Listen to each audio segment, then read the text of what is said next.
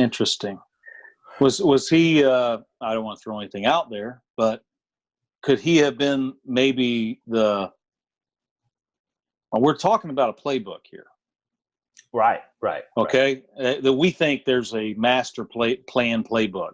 Mm-hmm. Okay, that could be used for different things, and we're trying to sort all the facts out. But you question Shuck's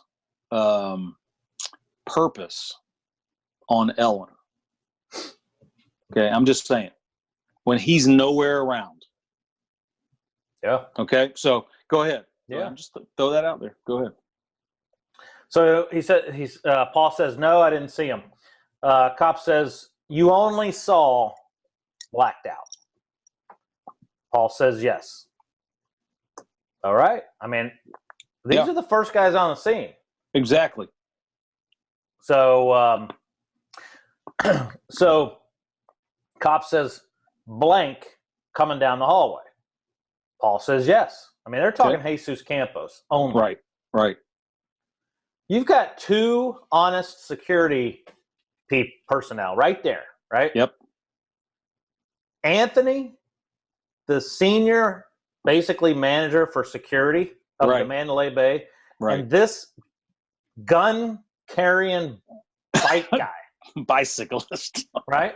I mean, who heard about shots, and he was moving on his bike and rode all the way to the elevator to get up there. Hey, I mean, that's a great security team.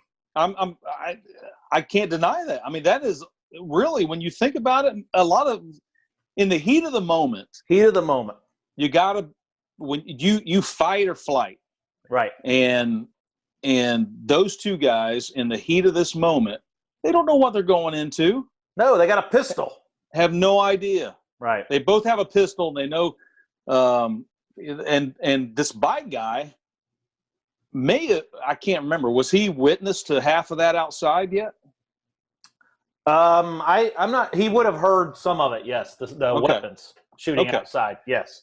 Yeah, because when Anthony's walking through the previous videos, if anybody's looking at, they really need to go through these videos one by one in order. But the previous videos of our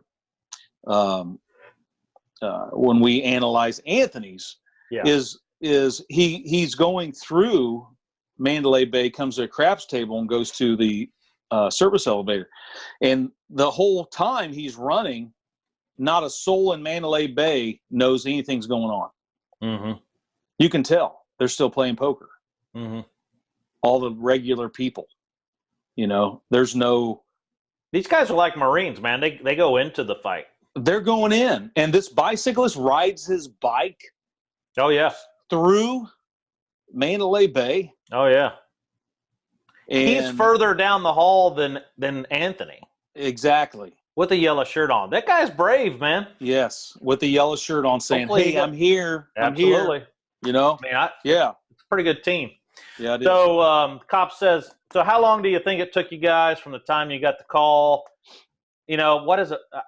From the time you got the call to the time you arrived on the floor." Right. Okay. Well, okay. That's a stupid question because we don't know where he was when he received the call. Right. So what's that matter? I mean, the question is, where were you specifically when you got the call? Right. Right. But anyway, Paul says approximately 3 minutes or 4 minutes. Okay. Same answer basically that Tony said. From where? Yeah. Okay. Go ahead. Yeah. From where? Yeah. So the cop says, so when you get up there, you see blank running down the hallway. He's got what appears to be a gunshot wound to his calf. Paul says, yes. I mean, we've just repeated the same stuff, right? Well, a BB wound. Right. A BB wound and out of Paul's mouth. Right. Yeah. It's a BB wound. So the cop says, so which leg do you recall? Oh, shit. I mean, I don't know if you would know that the day after, because you're focused on the shooter. Right. I mean, I don't know. Go ahead. Well, what does it matter at this point? But anyway, we already know what. He says the right leg. I'm like, okay, all right, whatever. That's all we got. So The cop says, "Was it bleeding?" You already know by the camera. Dude, he just said. You know, Yeah. I mean, why are we focused on his leg? Right. It's for all he knows, it's a BB gun. Exactly. You know, I mean, who cares about what happened to Campos' leg? There's no blood. No. You know, if there was, we have that it's on a little video. I mean, who cares?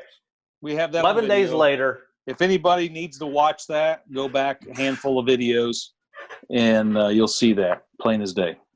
So Paul says, yeah, it was just dribbling a little bit. Looked like it had started to coagulate. All right. Dude, you know, I like this, Paul, but come on. You have an active shooter. When they come out, they hear rounds firing. He's not going to look that hard at a leg and say, it looks like it's about ready to coagulate. Right. I mean, come on. You're looking down to make sure you're not shot. You got a yellow shirt on. Yeah. So, I mean, I don't care. I mean, 11 days later, his leg's still there. He went to Mexico and back. He went to Mexico the leg's and back. Fine. And he's fine. Yes. Found some great surgeon down there and repaired it, put it on another leg. No, remember that night Campos went to the hospital. Exactly. He went to a hospital, he said. His sworn statement says he went to the hospital and came back. By 2:35 in the morning. By 2:35 in the morning. Right. Yeah. So anyway, so the cop says, and you said it appeared small. Paul says, yes.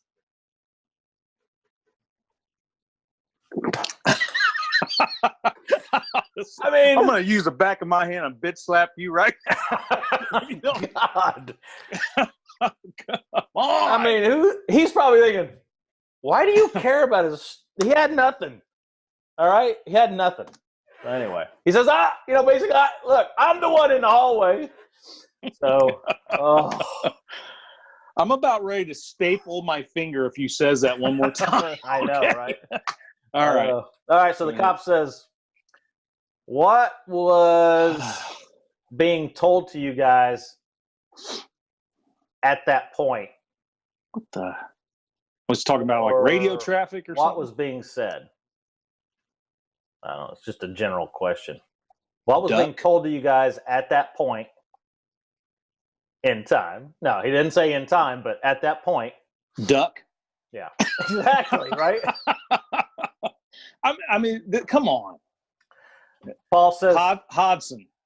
He says at this point, there was another officer on the upper valet saying that glass was falling from one of the floors and they could see the bullets coming down to the festival, at which point we knew that there was an active shooter, and at that point it was only minutes after we had gotten up there.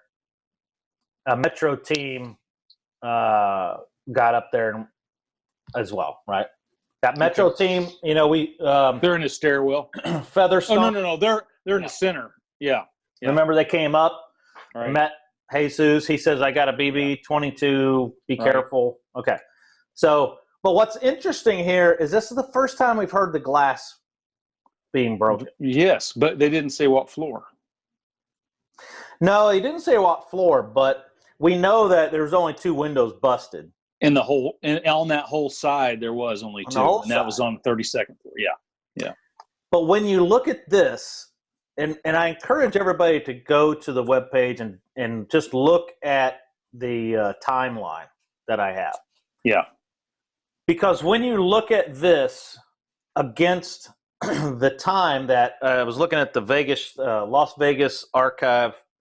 Vegas shooting archive video, volley, right? They talk about they've time-stamped the whole thing. And they counted all the bullets. And so I put that in the timeline. Okay, hold on just a second. What's volley? No, it's the title. There's a title for this. And that's an acronym for that? No, it's like gun shots. Time /volley, VOLLEY, study, 100 wing stairwell. Yeah, but I don't know what volley means. It's like I'm shooting up in the air. It's volley, right? It's like what? So it doesn't matter what it means. What it is it's a timeline of multiple videos, and it actually identifies specific seconds of when bullets were being shot and how many were shot, including rifles, including pistols, right? So I put that on the timeline, and when we put it up against what this guy says right here, we could probably come pretty close to when those windows were busted. Now, awesome. Like you and I were talking about, we've seen video, and we don't believe that the windows were busted before the shooting began. Right. Because we haven't heard anybody talk about busted windows. Nobody has, yeah. Yep. And remember, the bike guy was outside when the shooting started. Yeah. Now he's up in the hallway, and he's hearing somebody. It would be nice to see that guy's sworn statement. Right. Whoever it was that was obviously talking over the security radio. Right. Because he heard it. Right? And he says, at this point, there was another officer on the upper valet, and I don't know what that means, upper valet. I'm assuming that's in the front of the building where the taxi driver was.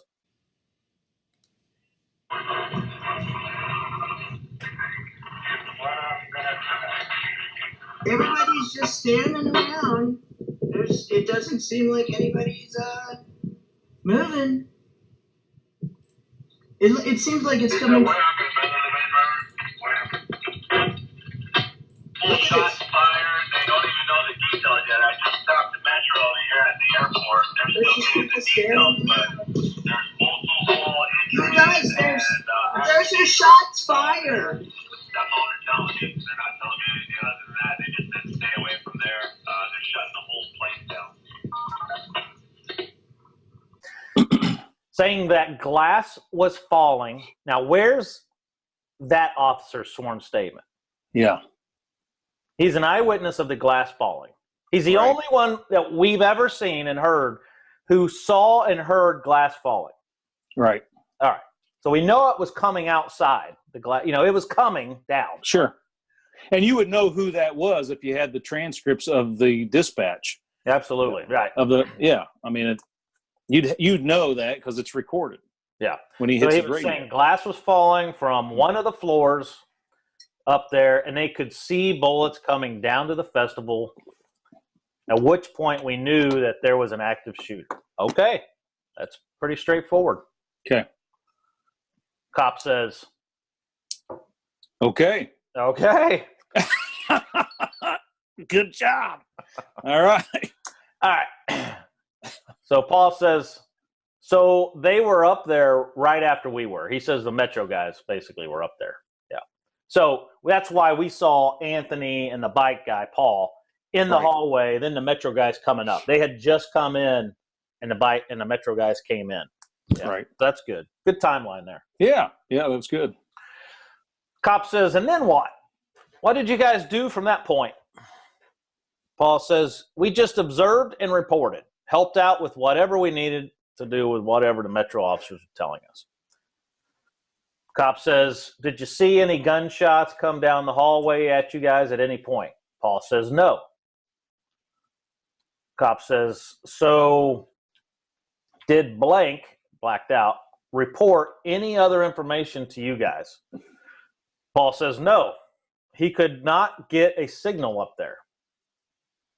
So I'm not sure what that means. Okay. It's somebody with a phone. Yeah. Okay, so Paul says, I think he called on his cell phone to our dispatch. That doesn't make any sense, dude. So the cop says, let me go back. Cop says, did you see any gunshots coming down the hallway? And Paul says, no. Cop says, okay. So did blank, which I'm assuming Campos, report any other information to you guys? And Paul says, no, he could not get a signal up there. And then Paul says, I think he called on his cell phone to our dispatch. So we don't know if that's radio signal or... Yeah, maybe radio wouldn't. Right. I mean, radios do have issues, man. Well, this guy is listening to the He's listening to his own radio, too. He's listening to the same radio. Same radio. Should be the same radio that Campos is listening to. Right, and it's picking up the valet area. Right. So, that's weird area there. But the cop does his job as normal and says, good job. Okay. Paul says, because nothing went over the radio that he said, because nothing went over the radio that he said he had been hit with a bullet or whatever he thought it was. So basically, Paul is confirming that he used his cell phone to call in. Okay. He's confirming that he did not. Let me rephrase that. He's confirming he did not use his radio to make the call. Right. It was in the hallway. Right. Okay. Yeah.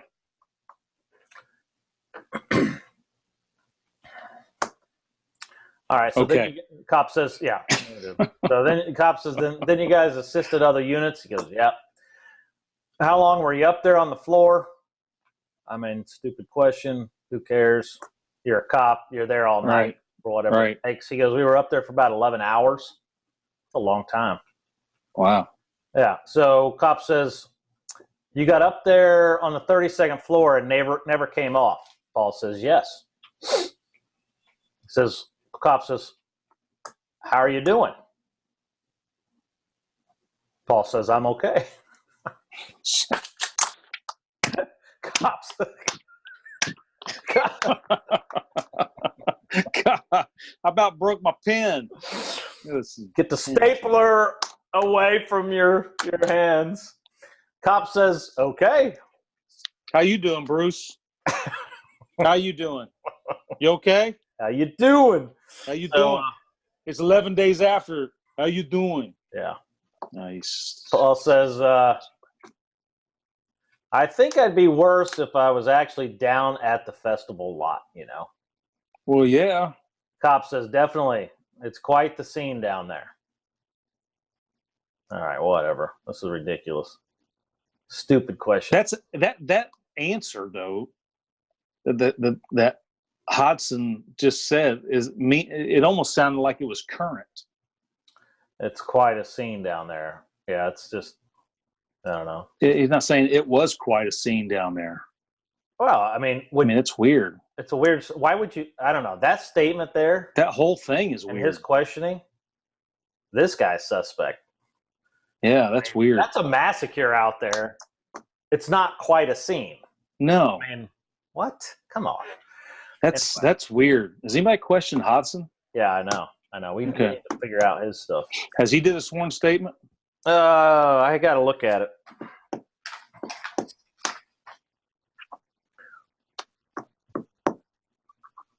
I'm sure he has not. I don't see his name on here. Most of the time, the police don't. Yeah, I don't see his name. I'll tell you who. I tell you also whose sworn statement is not in the final report. The sheriff? No. Mr. Shannon Alsbury. You've got to be kidding. Nope. Wow. That's terrible. That's why we're going to do his statement a little later. When did he do a statement? He did one. Yeah. Oh, he did one. It's just not in the final report? Yeah, they just didn't. They just put it in their final report. That's like everybody terrible. else. He's not even in the index. Yeah. Table of context. Content. Table of contents. He's the first one up there along with Anthony and the bike guy, and he's not even in the index. And his counterpart Shuck is on the 60th floor, 60 or 62nd floor, coming down. Mm-hmm. And they already know shots have been fired from up there. Yeah. This is weird, man. This is some good stuff. Okay, so cop says, so you were up there. It was your partner, blank, that went up with you. Did anyone else ride with you guys up the elevator? And he says no. Cop says, okay. Okay. Paul says, just me and him. And I've got his sworn statement too. All right. Cop says, so when you got up there, blank, was he already there or did he come up after? Paul says, he was there. Okay. I'm not sure who they're referring to at this point in time. Right. One of two people. So yeah. Paul says, I remember getting off the elevator, seeing him, and then blank was running down the hallway. So I don't know who seeing him is. Right. All right. Okay. Cop says, okay. Was there any other staff from Mandalay Bay on the floor with you besides the engineer and the other engineer? So maybe he saw both. Was there any other supervisors up there for you guys? Paul says, when we'd originally gotten up there, no.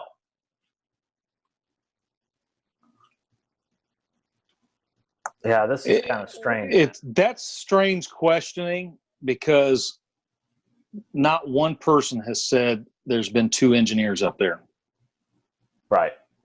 Not one. And then all of a sudden Hodson is adding that in. So, I don't know. You make the call.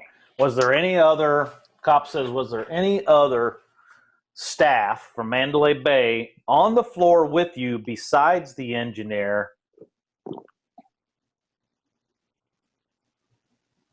Okay, so maybe I'm reading this differently than he actually said it. Let me read it differently. All right. Like he may, because remember, this is an audio recording. Right.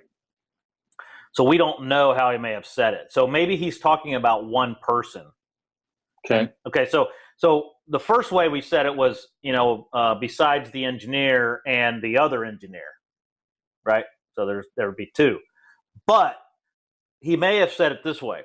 Was there any, this is the cop now, was there any other staff from Mandalay Bay on the floor with you besides the engineer and the other engineer?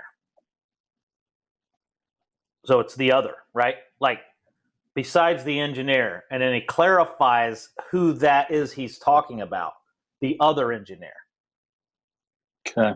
Right? I mean, because he already said one engineer, and the guy said another engineer, the older one. Right, yeah. So I think he potentially could be talking about, basically, let's rephrase this maybe and put some words in there, and let's see if that makes sense. Yeah. Because it's one of two things. Either it is this one where it says, was there any other staff from Mandalay Bay on the floor with you besides Shuck and Shannon Alsbury? Right. Was there any other supervisors up there for you guys? Or he could be saying, was there any other staff from Mandalay Bay on the floor with you besides Shannon Alsbury, the other engineer? Right. Right? Right. Yeah. Yeah, you don't really know for sure. Right. Yeah, especially when the names are blacked out. Yeah. All right. So he says when we originally got up there, nobody else was up there. Then after a while, everybody else kind of came.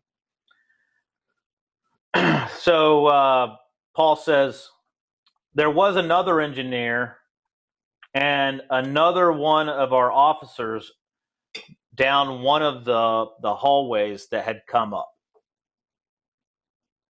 which is interesting that he says that. So Paul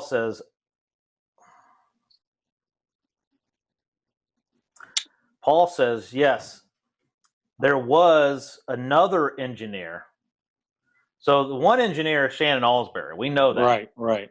He says, yes, there was another engineer and another one of our officers down one of the hallways. They're not on video unless we have that somewhere. But Who are they those haven't, two? They haven't been on any videos. Well, one of them's probably Shuck. Yeah, but I'm like I say, but those videos that we've shown, oh, they're not on there. They're not on there anywhere. So they must be out of sight down another hallway if they're there. Right. So they're not down the 200 hallway, right, because that's where the Metro cops came in. Yeah. They're not down the 100 hallway because that's where Anthony and the bike guy, this Paul, was in the hallway looking at room 135. So they had to be down the 300 hallway, if anything. Right. So let's just say they had to be in the 300. There's 3 hallways. Interesting. First guy to say anything like that. So yeah. So he says, yeah, there was another engineer and another one of our officers down one of the hallways that had also come up. So they were down, let's say 300, and they had come up. Right. I don't know who the officer is, but the engineer would have been Shuck. More than likely, yeah. Yep. Which is interesting because now this is really interesting, man. Yeah. But we haven't seen it yet. No, there's no video for that. No. Says, okay, so, but nobody else. Cop says, perfect. Is there anything else you can think that might be able to help us out? Paul says no. Cop says, appreciate your time. Closes out at 15:03. How many minutes was this one? Well, it ends at 15:03 and it started at 14:57. You have got to be kidding me. The last one, Anthony's, was 15 minutes. This one's guy broke the record. 3 minutes? This guy broke the record. 5, what, 7? Yeah. About 5 minutes. He timed it. 14:57. That's crazy, man. 14:57 to 15:03. Yeah. 6 minutes. 6 minutes. Daggone it, man. I tell you, I can't take a pee for almost 6 minutes long. All right. Just saying. It's more information than I need to know. But this is ridiculous, dude. Now, even when I was doing fire arson investigations and you would go canvass a neighborhood, you took more time than that. Oh. Listen, man, this guy isn't even. Have you noticed something though? This is what's crazy, man. It's on my mind through this whole thing. I was wondering if it was going to get to this or not. What's driving me crazy about these last 2 guys, Anthony and the bike patrolman. Yeah. Is and even Campos. Yep. Okay. Is Hodson, the detective, stops questioning. They were up there 11 hours. 11 hours. And he stops questioning. He never came down. He stops questioning these people. The first, Campos is the first one on the scene. Yeah. And then the bike and Anthony is the next on the scene. He stops questioning them before they even blow the door and go in the room. Yeah. He hasn't asked them any questions about going in the room. Mm-mm. The FBI guy hasn't asked them any questions about what they saw when the door was blown and did they go into the room? What did they do then? La, la, la. No questions. None. Okay. None. That ought to throw up the biggest red flag. Mm-hmm. Because he has consistently stopped questioning before they blew the door. He stopped questioning before SWAT made entry from the stairwell. Absolutely. He stopped questioning. He didn't ask him. I mean, the guy was the first one there. It's sickening. It's sickening. And anybody that was a victim of this ought to be just puking right now. Oh, I'd be furious, man. Because I'm going to tell you, the dude just said he was up there 11 hours. Mm-hmm. Yeah. And supposedly Campos left between this time and to a hospital in madness. And we've seen all the ambulances and outside stuff, and came back from the surgeon. You know, if you haven't watched those videos, you need to go back and watch them. Yeah. But he's still, again, this Hodson guy that's questioning, and an FBI agent, stops questioning before the SWAT team makes entry from the stairwell, not making entry into Paddock's room, but they haven't even questioned anything about them coming through and entering from the stairwell. Right. As far as we know, they never entered from the stairwell. He stopped. That's it. 6 minutes with this dude and maybe 15 minutes with Anthony. Yeah. Insane.